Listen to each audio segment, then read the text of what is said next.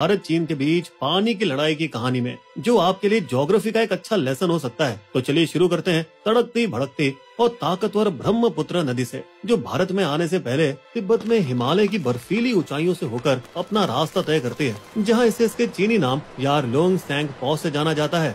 हालांकि भारत में आने से ठीक पहले ये एक तीखा यू टर्न लेती है चीन के मेडॉक काउंटी में, और आप ये जानकर चौंक जाएंगे कि इसी मोड़ पर चीन की इतनी मजाल है कि वो एक बहुत बड़ा डैम बनाने वाला है, इसलिए 300 बिलियन किलोवाट बिजली पैदा करने के लिए। और दोस्तों, यहाँ घबराने की बात यह है कि ये भारत के लिए तबाही ला सकता है, क्योंकि चीन तो नदी के साथ ऊपर बैठा है आराम से और अपनी मन मर्जी से पानी को भारत में आने से रोक सकता है। लेकिन भारत के लिए तबाही इसलिए क्योंकि ब्रह्मपुत्र भारत के जमीनी पानी का 29% हिस्सा देती है। जरा सोचिए, अगर पानी रोका गया तो भारत के उत्तर पूर्वी इलाकों में ऐसा सूखा पड़ेगा कि इंसान क्या, मछलियां भी नहीं बचेंगी।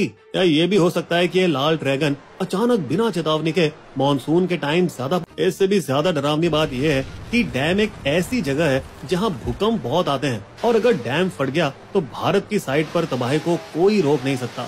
हालांकि चीन द्वारा डोकलाम और गलवान में वार के बाद भारत अब और ज्यादा देखने और सोचने के मूड में नहीं है। इसलिए भारत ने भी अपनी सुरक्षा कवच के लिए सियांग अपर मल्टीपर्पज डैम बनाने की ठान ली है, जो चीन के बांध से सिर्फ 100 से 150 किलोमीटर नीचे बनेगा। ये एक ऐसे घेरे की तरह काम करेगा जो या तो चीन द्वारा छोड़े गए फालतू पानी को जमा कर लेगा, या फिर अगर कभी चीन पानी को आने से रोकेगा तो ये अपना ही पानी वहाँ के लोगों को दे देगा, जिससे ना कभी सूखा आएगा और लोगों के जीने का सहारा भी बना रहेगा। इसका एक बड़ा फायदा ये होगा कि ये 12,500 मेगावाट बिजली भी पैदा करेगा, जो देश के लिए बेहद जरूरी है। दोस्तों, आपको बता दें कि चीन पहाड़ियों के अंदर से 20 किलोमीटर लंबी 6 सुरंगें खोदने की योजना बना रहा है। इसलिए भारत ने भी चीन की चालों का जवाब देने के लिए अरुणाचल प्रदेश के 3 जगहों पर बांध बनाने की संभावना सर्वे शुरू कर दिए हैं, जिसके लिए 300 गांवों के लोगों को नई जगह बसाना पड़ेगा, जो कि देश को सुरक्षित रखने के लिए बड़ा कदम होगा।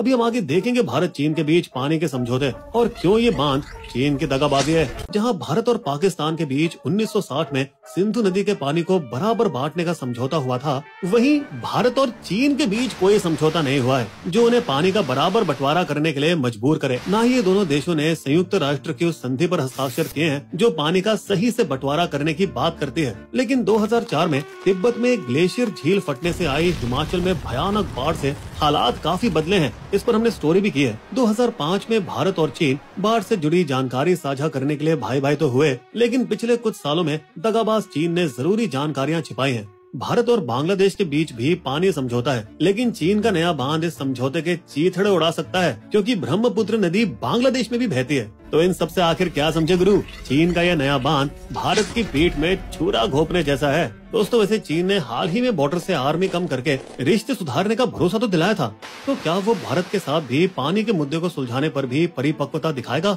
या क्या बांध के बदले बांध की लड़ाई से भारत चीन की नदियां और रिश्ते पूरी तरह से बिगड़ जाएंगे? क्योंकि पिछले 5 सालों से भारत और चीन एक दूसरे की आंखों में आंखें डालकर एक दूसरे को टक्कर दे रहा है। भारत और चीन एक दूसरे की आंखों में आंखें डालकर एक दूसरे को टक्कर दे रहा है। लेकिन फिर अक्टूबर 2024 में हालात अचानक बदल गए। दोनों देशों ने पूर्वी लद्दाख के तनावपूर्ण बॉर्डर से अपनी सेनाएं हटाना शुरू किया, यहाँ तक कि 2017 में कब्जा किए गए देप्सांग और डैमचौक से भी। ये सीमा पर 3 साल से चल रही धीमी लेकिन लगातार बातचीत का ही नतीजा था, जिसमें भारत और चीन के बड़े लेवल के कमांडर भी शामिल थे। शायद दोनों देशों के बीच भाईचारे का प्यार बढ़ाने के लिए जब वे 5 साल बाद पहली बार रूस में 2024 ब्रिक्स समिट में मिलने वाले थे। हालात पिछले साल मई से ही सुधरने लगे थे, जब चीन ने 18 महीने बाद भारत में अपना नया राजदूत भेजा था। फिर चीन तिब्बत में कैलाश मानसरोवर यात्रा फिर से शुरू करने के लिए भी मान गया, जो कि हिंदू और बौद्ध दोनों के लिए एक पवित्र तीर्थ यात्रा है। श्रद्धालुओं और व्यापारियों के लिए भी ये एक बड़ी खुशखबरी थी